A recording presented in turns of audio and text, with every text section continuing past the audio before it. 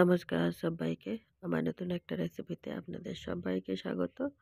আপনারা সবাই কিরকম আছেন জানাবেন।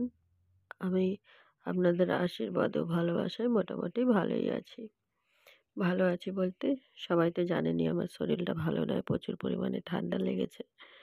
তো এখনো পর্যন্ত পুরোপুরি সুস্থ হতে পারিনি। তবে আশা করি খুব তাড়াতাড়ি সুস্থ হয়ে যাব। তো আমি আজকে পনিরের একটা নিরামিষ রেসিপি করে দেখাচ্ছি। আপনারাও দেখতে থাকুন। আশা করি আপনাদেরও খুব ভালো লাগবে। তো সবাই প্লিজ একটু ধৈর্য ধরে ভিডিওটা দেখবেন। ফুল ভিডিওটা দেখার চেষ্টা করবেন। কেউ ভিডিওটা স্কিপ করে যাবেন না। আমি এখানে 250 গ্রাম পনির নিয়েছি। পনিরটাকে আমি এরকম ছোট ছোট করে কেটে নিচ্ছি। খুব ছোটও করিনি আবার খুব বড়ও করিনি। পনিরের পিসগুলো মাঝারি সাইজের একটা পিস করে নিয়েছি আমি। কিছুটা পনির আমি এরকম টুকরো করে কেটে নেব, আর কিছুটা পনির আমি গ্রেট করে দেব।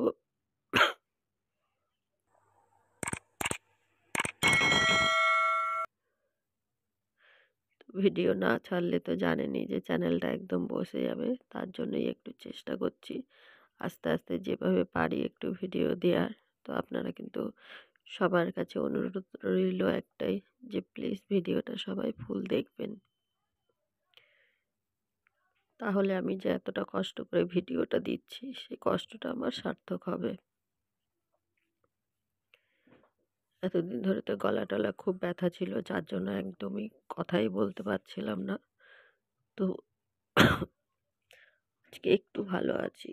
আর আমি পনিরগুলো তো কিউব করে কেটে নিয়েছি। এবার একটু লম্বা করে এটাকে টানার চেষ্টা করবেন, তাহলে কিন্তু যে গ্রেট করছি পনিরটা ওটা বেশ একটু লম্বা লম্বা হবে। আর বেশি ছোট ছোট করে ঘষলে কিন্তু ওগুলো একদম কুচো কুচো হয়ে যাবে। তাই একটু জোরে এ মাথা থেকে ও মাথা টান দিলে একটু লম্বা লম্বা করে দেখাবে। এটা আমি বেশি জোরে টানতে পারিনি, কারণ কি আমি এক হাতে ফোন ধরেছিলাম। এবারে দেখুন আমি পুরো একদম লম্বা করে টেনেছি বলে কত সুন্দর বেশ লম্বা লম্বা হয়ে গেছে। আর লম্বা লম্বা হয়ে গেলে কিন্তু দেখতে ভালো লাগবে বেশ। না হলে একদম ছোট ছোট হয়ে গেলে সেটা কিন্তু ভালো লাগবে না। তো আমি আর বেশি কথা বলছি না, আপনারা একটু দেখে নেবেন প্লিজ ভিডিওটা সবাই। তো এগুলোকে গ্রেট করে নিয়েছি। আমি কি কি করছি আপনারা দেখতে থাকুন।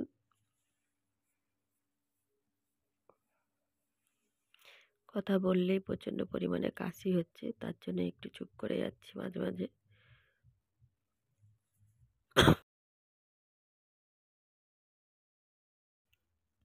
এখানে আমি একটু মশলা করে নেব। নিয়েছি এখানে 2 চামচ পরিমাণে চাল মগজ, আর 2 চামচের একটু বেশি পোস্ত।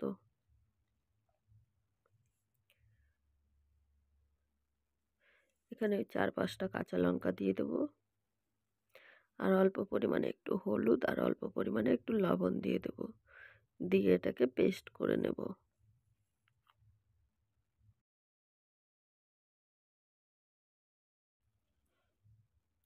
একটু জল দিয়ে দিলাম।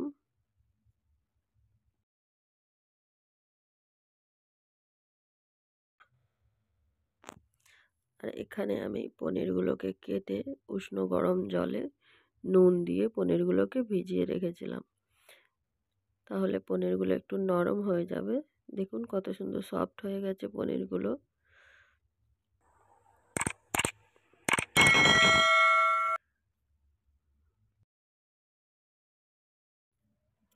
পনিরগুলো সব জল থেকে তুলে নিয়েছি। এবারে যে পেস্টটা করে রেখেছিলাম পোস্ত, চাল মগজ, কাঁচা লঙ্কা, সেই পেস্টটা পনিরের মধ্যে এবারে দিয়ে দেব।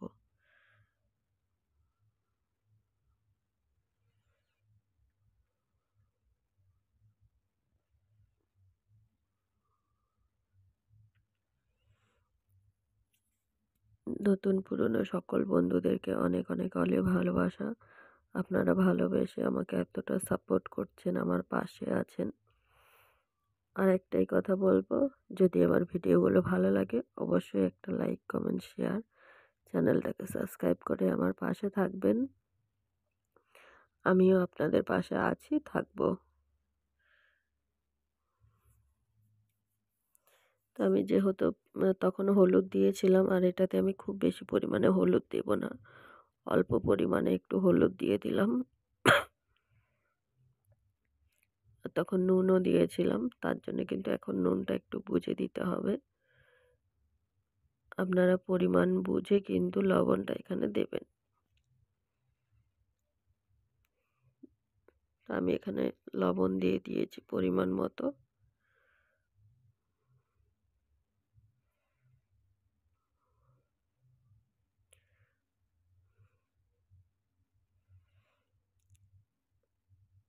যে পনিরটা আমি গ্রেট করে রেখেছিলাম সেই পনিরটাও আমি এখানে দিয়ে দেবো।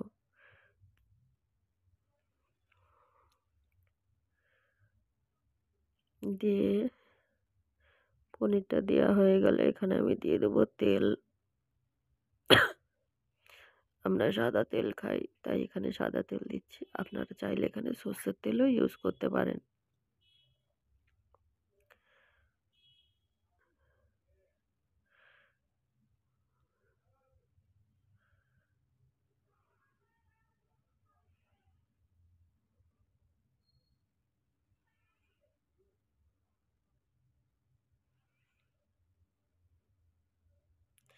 আমি বড় চামচের 4 চামচ তেল দিয়েছি।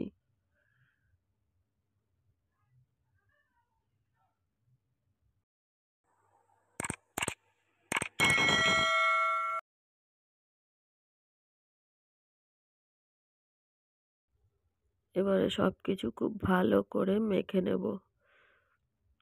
একদম কচলে কচলে মাখতে হবে না, কিন্তু খুব ভালো করে আলতো হাতে মেখে নেব, যাতে সব কিছু খুব ভালোভাবে মিশে যায়।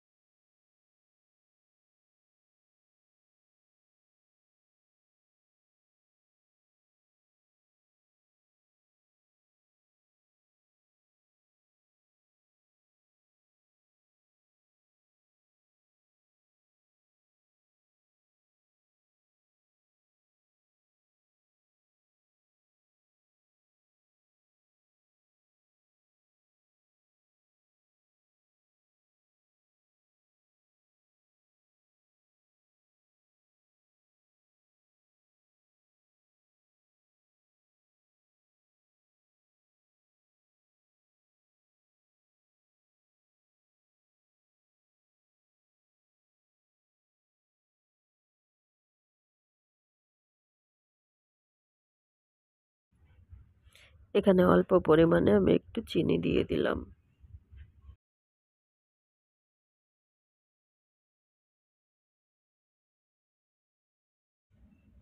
চিনিটা দিয়েও আমি খুব ভালো করে মেখে নিয়েছি।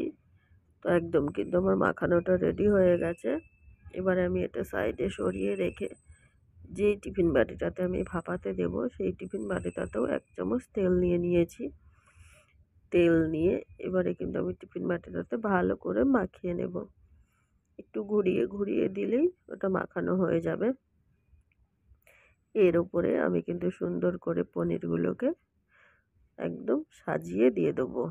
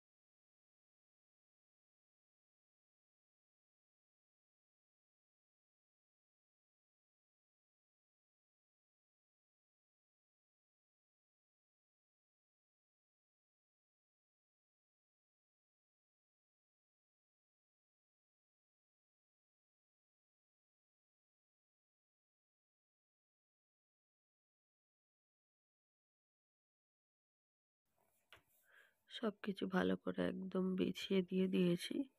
এবারে যে বাটিটার মধ্যে আমি মাখিয়েছিলাম পনিরগুলোকে,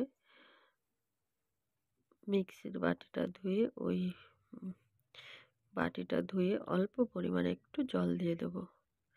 খুব সামান্যই, হাফ কাপের মতো জল দিয়ে দেব। একটু পনির জল না দিলে পনিরগুলো কিন্তু সেদ্ধ হবে না, যখন কড়াই বসাবো তখন কিন্তু নিচে লেগে যাবে।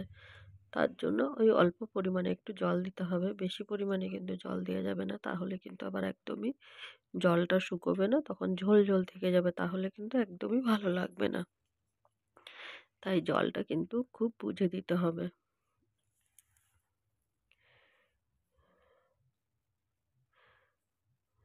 তো আমি সব কিছু দিয়ে দিয়েছি। এবার বাটিটাকে ধরে একটু নাড়িয়ে দিলাম যাতে জলটা নিচ পর্যন্ত চলে যায়। এবার আমি ওপর থেকে 5টা কাঁচা লঙ্কা দিয়ে দিয়েছি। আপনারা চাইলে আরও বেশি করেও দিতে পারেন। আর দিয়ে দিলাম ওপর থেকে একটু ধনেপাতা কুচি।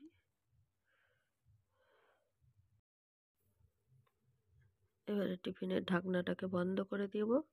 আর এদিকে আমি কড়াইতে জল বসিয়ে দিয়েছি। কড়াইটাতে আগে তরকারি রান্না হয়েছিল, লাস্টে আমি এখানে ভাপাটা বসাচ্ছি। তো আমি যেহেতু এখানে ভাপা করব, তার জন্য আমি কড়াটাকে আর পরিষ্কার করে নিইনি। আমি এখানে কড়াইতে কিন্তু জল দিয়ে দিয়েছি। জলটা কিন্তু এখানে খুব বুঝে দিতে হবে। জলটা আমি এরকম পরিমাণে দেব যাতে জলটা ফুটলেও টিফিনের বাটির মধ্যে না জলটা চলে যায়। ঢাকনাটার থেকে কিন্তু অনেকটা নিচে রাখতে হবে, না হলে কিন্তু জলটা যখন ফুটবে তখন কিন্তু টিফিনের ভেতরে জলটা চলে যাবে। এবারে আমি ঢাকনাটা দিয়ে দিলাম। ঢাকনাটা দিয়ে ওই 15 মিনিটের মতো ছিল, ততক্ষণে কিন্তু আমার জলটাও শুকিয়ে গেছে আর পনিরটাও কিন্তু একদম রেডি হয়ে গেছে।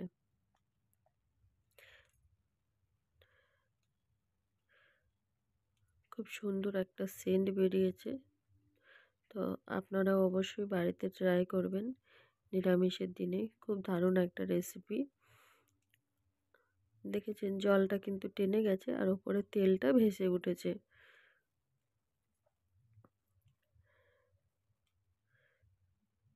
কোনো ক্ষেত্রে যদি দেখা যায় যে আপনাদের উপরে তেল ভেসে ওঠেনি, একটু জল জল থাকছে, সেই ক্ষেত্রে কিন্তু আরও একটু ভাপিয়ে নেবেন, তাহলে কিন্তু ওই জলটা টেনে যাবে। তো আমার একদম পারফেক্ট ছিল জলটা পরিমাণে। তো এই পর্যন্তই আজকে আমার ভিডিওটা। সবাই ভালো থাকবেন, সুস্থ থাকবেন, সাবধানে থাকবেন। দেখা হবে আবার নতুন একটা ভিডিওর সাথে।